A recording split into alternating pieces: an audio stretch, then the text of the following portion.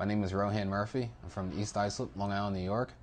I'm 28 years old and I'm an inspirational slash motivational speaker. I speak at a lot of middle schools and high schools and universities across the country just to share my story.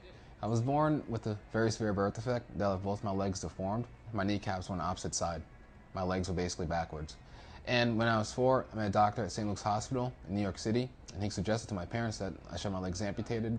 Ever since I was a kid, I always loved sports, but unfortunately, because of my disability, because I was a double amputee, I couldn't play most sports. I couldn't play Little League baseball, travel soccer with my friends, and that was just really frustrating for me, and I really thought that I would never be able to play competitive able-bodied sports.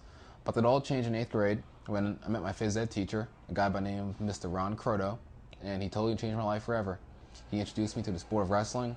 I fell in love with the sport of wrestling, had a pretty successful career in high school, wrestling at East Islip High School.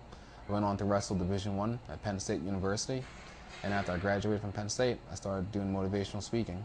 After college, I was introduced to the Paralympics, and my event that I'll be training for the Paralympics would be powerlifting, which is basically a bench press. My ultimate goal is to lift 400 pounds. My best lift ever is 350 pounds.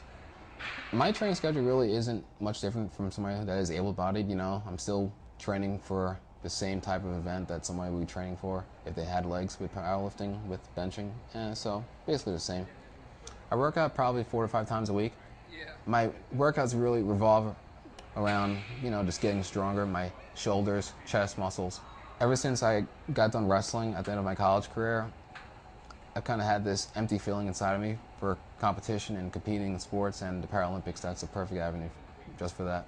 It's amazing, it really is, because when I was a kid, I got involved with some disabled sports like wheelchair basketball, but they weren't really competitive.